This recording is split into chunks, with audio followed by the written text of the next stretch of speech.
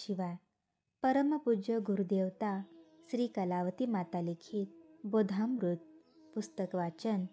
मागील भाग पुढे चालू. विषय 25. गुरुबोध. 11. रिकाम्या बादलीत बंबातील पाणी सोडले की मोठा आवाज येतो. बादलीत अर्ध्यावर पाणी झाले म्हणजे पूर्वीपेक्षा आवाजात सौम्यपणा येतो आणि पाण्याने बादली पूर्ण भरल्यावर काहीच आवाज ऐकू येत नाही.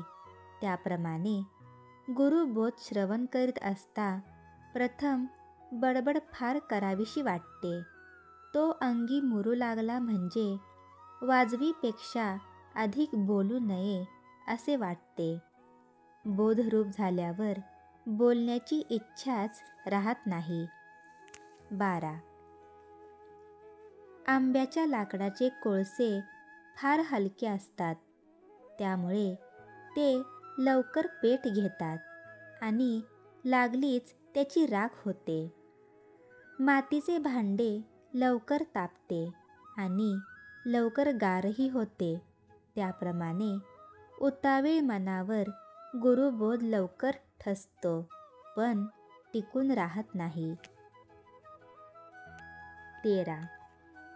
समुद्राचे पाणी वाऱ्याच्या स्पर्शाने जेव्हा लाटेच्या रूपास पावते तेव्हा तिच्या ठिकाणी खळखळाट उत्पन्न होतो आणि तीच लाट परत फिरल्यावर समुद्ररूप होते. त्याप्रमाणे आनंदरूप असलेला जीवात्मा जेव्हा देहाशी तादात्म्य पावतो तेव्हा मोहाला बळी पडून दुःखी कष्टी होतो. जेव्हा सद्गुरूंचा बोध श्रवणमननद्वारे त्याच्या अंगी मुरतो तेव्हा तो निर्मोही होतो, म्हणजे त्याच्या वृत्ती विराम पावतात. त्यावर तो पूर्ववत आनंदरूपास पावतो. 14. राड पाण्याला तुरटी लावली म्हणजे ते पाणी जसे हळूहळू स्वच्छ होऊ लागते, तद्वत गुरुबोध नियमित श्रवण करू लागल्यास दिवसेंदिवस संस्कार झिजत जाऊन हृदयाकाशात ज्ञानसूर्याचा प्रकाश दिसू लागतो. 15. गुरुबोधाचा परिणाम होण्यापूर्वी मनुष्याचे हृदय स्वार्थी इच्छेने भरलेले असून पूर्ण दुःखमय असते. गुरुबोध जसजसा हृदयात मुरू लागतो तसतसे एखाद्या जादूप्रमाणे अंतर सुखमय होत जाऊन शेवटी मनुष्याचे मनुष्यपण देवपणात विरून जाते. 16. मृगाच्या नाभी कस्तुरी असते, पण त्याची त्याला जाणीव नसते. कस्तुरीच्या वासाला लुब्ध झालेला मृग कस्तुरी हस्तगत करण्याकरिता रानोमाळ फिरतो, परंतु नाभीत असलेली कस्तुरी त्याला बाहेर कशी दिसणार? शेवटी तो थकून भागून प्राणास मुकतो.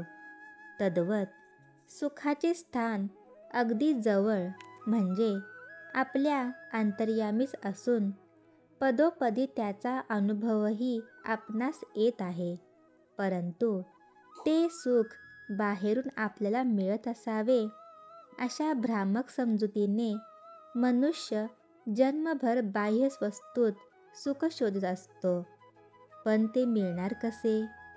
शेवटी कस्तुरी मृगाप्रमाणे निराश होण्याची मनुष्यावर पाळी येते. 17. अंगी स्थिरता बांधण्यासाठी आसक्तीतून सुटले पाहिजे. वस्तूची नश्वरता समजून आल्यावाचून अनासक्त होता येत नाही. वस्तूचा फोलपणा समजण्याकरिता सारासार विचार करावा लागतो. सार कोणते, असार कोणते हे सर्व गुरुमुखाने श्रवण केल्यावरच समजून येते. 18. अग्निशमन मोटार जशी दणाणून पेटलेल्या अग्नीलाही शांत करते, तद्वत त्रिविध तापाने तापलेले हृदय शांत करण्यास गुरुबोध हाच एक सामर्थ्यवान आहे. 19.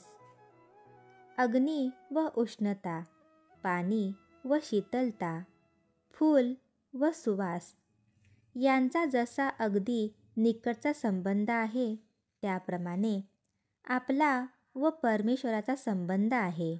मात्र त्याची प्रचिती येण्याकरिता आपण व परमेश्वर यामध्ये जो मायेचा, अज्ञानाचा पडदा आहे, तो बाजूला सारला पाहिजे. या कामी मदत करण्यास गुरुबोधच समर्थ आहे. 20. सर्व जीवांचे उगमस्थान जो देव, तो एक. मुक्ती म्हणजे सर्व जीवांनी ऐक्य पावण्याचे ठिकाण, हेही एक. जीव मात्र अनेक आणि मुक्ती मार्गाला जाण्याचे मार्गही अनेक होत. गावात ओहोळ जरी अनेक असले तरी त्यांचे पाणी जसे शेवटी नदीलाच मिळते, त्याप्रमाणे धर्म जरी अनेक असले तरी त्या सर्वांचा प्रत्येकाला परमेश्वराजवळ नेऊन पोहोचविण्याचाच उद्देश आहे. करिता एकमेकांच्या धर्माचा एकमेकांनी तिरस्कार करू नये. तिरस्कार उत्पन्न होण्यास मूळ द्वेष हा दुर्गुण होय. या दुर्गुणाला हद्दपार करून त्या जागी प्रेमाला जागा दिल्याशिवाय मनुष्याला शांती, समाधान लाभत नाही. द्वेषाला बाहेर घालविण्यास इतर कोणतेही साधन समर्थ नसून केवळ सद्गुरुबोधच एक समर्थ होय. 21. मनुष्य जन्माला आल्यावर जर देवाचा दास बनला नाही तर त्याचा जन्म फुकट जातो. दास होणे म्हणजे 10 इंद्रिये, 6 विकार यांना जिंकणे. परंतु दासपणाला मीपणा आड येतो, म्हणून त्याला आधी ठार केले पाहिजे. मीपणा म्हणजे हरळीसारखा आहे. हरळीची मुळे फार खोलवर गेलेली असतात, त्याप्रमाणे मीपणाची स्थिती आहे. हरळी वरवर खुरपून जसा तिचा नाश होऊ शकत नाही, त्याप्रमाणे पूजा, पारायण, तीर्थाटन, अनुष्ठान इत्यादी बाह्य साधनांनी मीपणा घालविला जात नाही. ते काम फक्त एक गुरुबोधच करू शकतो. श्री सद्गुरुनाथ महाराज की जय.